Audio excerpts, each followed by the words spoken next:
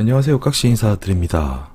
우선 지금 설 명절 연휴를 좀 맞이하고 있는데 21년도에도 복 많이 받으시고 투자에 있어서도 좋은 성과를 내는 한 해가 좀 되기를 진심으로 저 깍시가 좀 기원을 하도록 하겠습니다.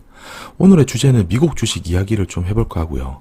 사실상 미국 주식, 이 다우, 그리고 나스닥을 이렇게 대표적으로 이 대표 업종 지수라고 좀 볼 수가 있는데, 사실상 이 나스닥의 경우 2010년대 이 전 세계의 모든 지수를 통틀어서 가장 아웃퍼폼했던, 그러니까 가장 잘 나갔던 주식 섹터라고 좀 볼 수 있을 것 같아요. 그래서 나스닥이 지난 10년간 가장 잘 나갔던, 그리고 현재까지도 가장 잘 나가고 있는 이 주식 지표, 이 섹터임에도 불구하고 오늘의 이야기는 미국 주식이 무조건 답은 아닐 수 있다, 이 부분에 대해서 한번 면밀하게 이야기를 좀 해볼까 합니다.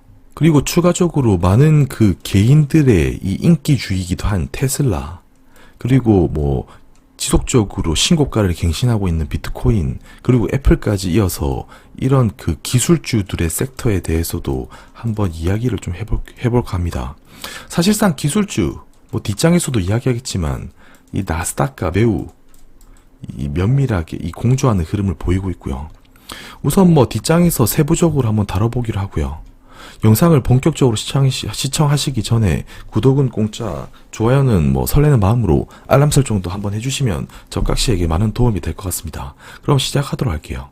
우선 2009년 이후 금융위기 이후의 주식시장 장세를 한번 아래 표로 한번 살펴볼까 합니다.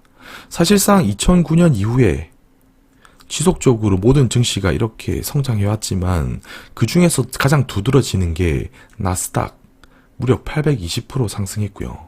그 뒤이어서 S&P 500이 한 300% 정도, 코스피의 경우 최근에 그 3000 지수를 돌파하여 상승했다고는 하지만 여전히 117% 정도의 상승률을 보이고요.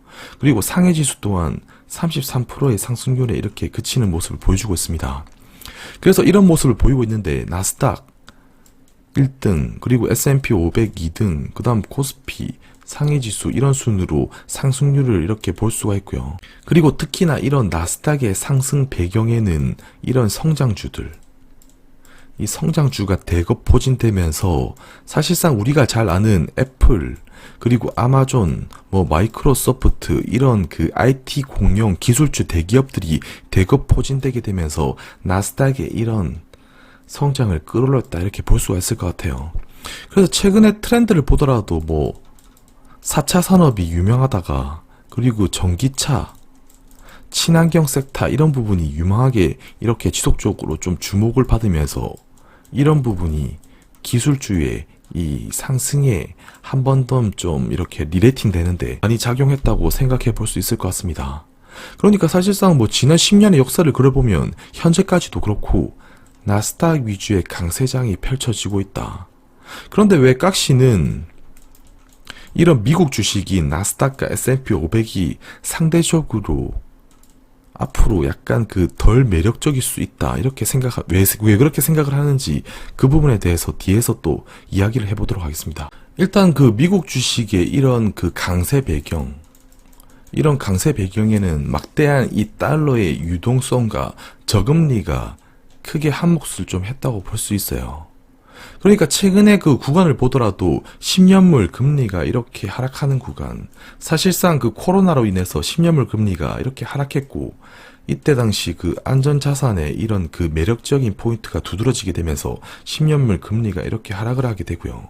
이와 동시에 이 성장주와 가치주, 이런 비중 밸류는 이렇게 상승하게 되는데, 이렇게 상승하게 되면 가치주 대비해서 성장주가 훨씬 이렇게 아웃퍼폼하는구나, 이렇게 볼 수가 있고요.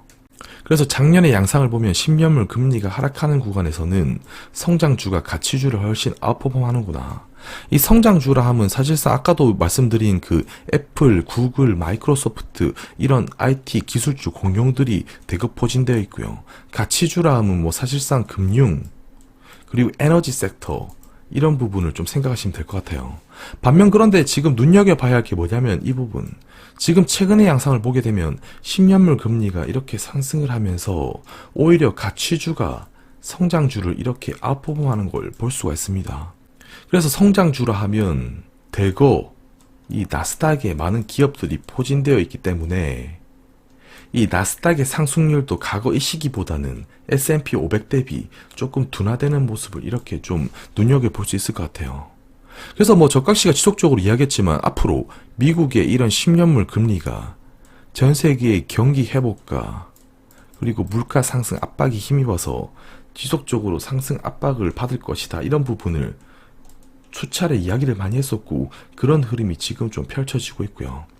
그래서 이런 흐름이 지속적으로 펼쳐진다면 앞으로도 꾸준히 가치주 대비, 그러니까 성장주 대비 가치주의 이런 강세 흐름이 지속적으로 이렇게 펼쳐질 수 있다 이렇게 생각이 듭니다.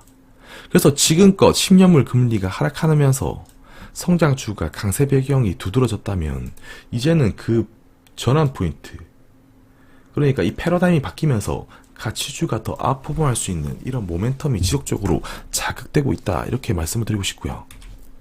그래서 무조건적인 미국 주식이 답은 아닐 수 있다 이런 말씀을 좀 드리고 싶은데요. 그래서 아래표를 보시면 지금 20년 4월 이후에 이 달러의 가치가 지속적으로 하락하면서 이 신흥국의 이 주가 지수가 상당히 상승 압박을 많이 받았고 많이 상승하기도 했었죠. 그래서 앞으로 달러가 한 번 더 하방 압력을 심하게 받는다면 오히려 코스피가 지속적으로 나스닥을 아웃퍼폼할 수 있다고 생각이 됩니다. 일단 아래표를 한번 보시게 되면 파란색 선의 경우 달러 지수, 그리고 검은색 선의 경우 나스닥 100대 코스피의 이런 비교 차트를 들고 온 것인데요. 사실상 상승하게 되면 나스닥이 코스피 대비 더 아웃퍼폼 했구나. 그런데 반대로 하락하게 되면 나스닥 대비 코스피가 더 아웃퍼폼 하는구나. 이렇게 볼 수가 있고요. 그래서 단언컨대 이 과거의 차트를 보게 되면 달러 약세 구간, 그리고 약세 구간, 이 약세 구간에서는 어김없이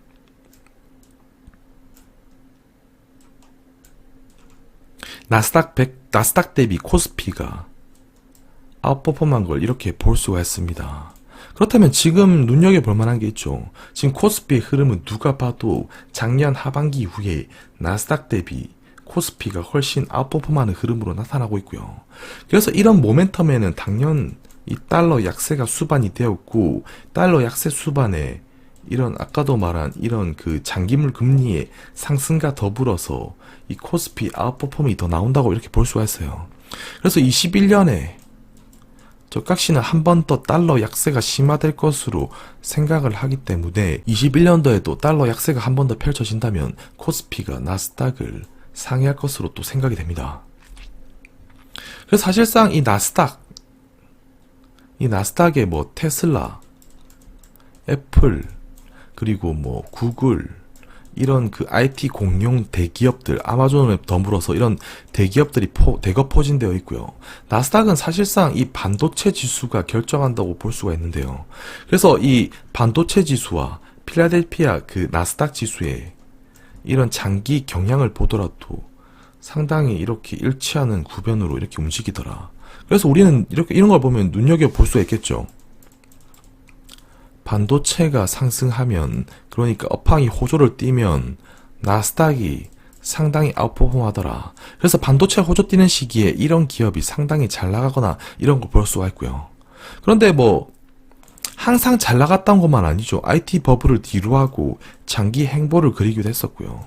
그리고 근본 이런 기술주의 강세 흐름과 더불어서 앞으로의 흐름이 좀 어떻게 될지 좀 기추가 주목되긴 합니다. 그런데 이런 그 나스닥의 아웃퍼폼을 그 약간 좀 앞으로 이 아웃퍼폼, 그러니까 지속적으로 상방을 조금 저지하기 위해서 저지하는 흐름이 이렇게 나오려면 아무래도 이 달러 약세가 심화돼야 하고 물가 상승이 좀 두드러지는 흐름이 나오게 된다면 성장주를 할 수 있는 이런 나스닥의 흐름이 약간은 좀 조정을 받을 수 있다고도 생각이 드는데요. 그래서 앞으로 인플레이션과 물가 상승이 나타나게 된다면 말 그대로 달러 가치는 더 하락하게 될 것이고, 미국 주식, 그러니까 나스닥은 성장하지 못할 수도 있다. 이 부분에서 좀 이야기를 좀 드리고 싶은데요. 그래서 과거 이 대략적으로 1950년도부터 현재까지의 물가, 그리고 미국 주가 지수, 그리고 달러화 지수를 이렇게 들고 왔는데, 과거의 차트를 보시게 되면 달러가 이쪽에는 좀 표기가 안 되어 있지만 물가가 이렇게 치솟는 시기, 그러니까 고물가 시기에서는 미국 주식이 상당히 아웃퍼폼하지 못하고 지지부진한 모습을 볼 수 있고, 이 시기는 역시나 달러 하락 시기, 인플레가 더불어서 나타나면서 달러 하락 시기가 펼쳐진 걸 볼 수가 있습니다. 그리고 1985년도 역시도 미국 주가가 상승하긴 했지만 달러 하락 시기에는, 이 시기에는 신흥국인 우리나라를 비롯해 미국 외국가들의 주가가 더 두드러지게 상승했었고요. 이 시기는 사실상 미국 주가는 횡보했지만 일본 주가가 상당히 상승하던 시기이기도 했어요. 그리고 그 이후 2000년대 역시나 달러 약세와 인플레가 형성되면서 물가가 상승했고, 그러면서 미국 주가가 이렇게 상승하기도 했지만 역시나 이 시기 잘 아시겠지만 이 중국을 필두로 한 이 원자재 가격 폭등 시기로 코스피는 이 시기에 무려 4배가량 이렇게 상승하기도 했습니다. 그렇다면 앞으로가 중요한 거겠죠. 결국 한껏 풀어올린 이런 달러가 유동성을 불러일으켰고, 이 유동성으로 인해서 금리가 올라가고, 이 금리가 올라간다는 말은 결국 물가가 올라간다는 의미로 받아들일 수가 있고요. 그래서 앞으로 이 물가가 이렇게 치솟게 된다면 과거처럼, 물론 나스닥이 한순간에 이렇게 하락할 거라 믿진 않지만 약간의 조정 흐름이 좀 펼쳐지면서 상승하는 흐름이 나올 수 있다. 그런데 이와 동시에 나스닥보다 오히려 미국 외국가들, 그러니까 중국, 한국을 비롯한 이런 신흥 국가들에게 달러 약세와 물가 약세를 동반한 훨씬 더 큰 상승장이 펼쳐질 수 있다, 이렇게 생각이 들고요. 그래서 사실상 이런 흐름이 지금껏 안 나온 게 아니죠. 이미 2020년 4분기 코스피가 2300, 400 부근에서 3000포인트까지 불과 3개월 만에 이렇게 상당한 아웃퍼폼을 보여주기도 했었고요. 이 시기에 나스닥은 크게 조금 지지부진한 모습을 보이게 되면서 코스피가 훨씬 아웃퍼폼하는 모습을 보여줬습니다. 그래서 20년 4분기 코스피는 세계 어느 증시보다 강한 상승률을 보여주었다. 그런데 다시 1월부터 약간 코스피보다 이 나스닥의 상승 흐름이 좀 펼쳐지고 있는데, 저는 이 또한 달러의 일시적인 강세 요인이 작용되었다고 생각이 되고요. 그래서 앞으로 한 번 더, 지금 달러가 약간 이렇게 머무르고 있는 형국인데, 달러가 한 번 더 이렇게 약세로 펼쳐지게 된다면 이 나스닥의 이런 랠리를 다시 한번 중단시킬 수 있는 재료라고 생각이 됩니다. 이미 이때도 얘기했지만 20년 하반기부터 코스피가 나스닥을 아웃퍼폼하는 흐름이 이미 펼쳐지고 있고요. 그래서 이런 흐름이 펼쳐지게 된다면 지금껏 한껏 올라왔던 나스닥, 그리고 덩달아서 반도체 지수, 필라델피아 반도체 지수를 비롯해서 테슬라, 애플, 구글, 아마존 등이 이런 달러 약세의 심화와 물가의 상승과 함께 조정을 받을 수 있지 않을까 생각이 들고요. 이와 동시에 기술의 대표라고 할 수 있는 비트코인까지도 사실상 크게 놓고 보면 이 반도체 지수와 비트코인은 매우 밀접한 연관성을 띠기 때문에, 만약에 이 부분에서 연결고리 하나가 조금 물가 상승의 압박 속에서 이렇게 조정을 좀 받게 된다면 비트코인까지도 영향을 좀 받을 수 있지 않을까 생각이 들고요. 비트코인의 경우 사실상 2014년에 만들어지면서 이 장기 데이터가 조금 없는 부분이기 때문에 예측하기가 상당히 쉽지는 않습니다. 하지만 이 기술주의 영역 안에서 비트코인까지 있다고 좀 생각이 들고요. 오늘 저가씨가 준비한 영상은 여기까지고요. 남은 설 명절 연휴 이제 2일 남았는데 가족들과 함께 즐거운 시간 보내시고 올해 한 해도 좀 화이팅 하면서 이 돈복도 많이 받으시길 좀 진심으로 적각씨가 기원하겠습니다. 감사합니다.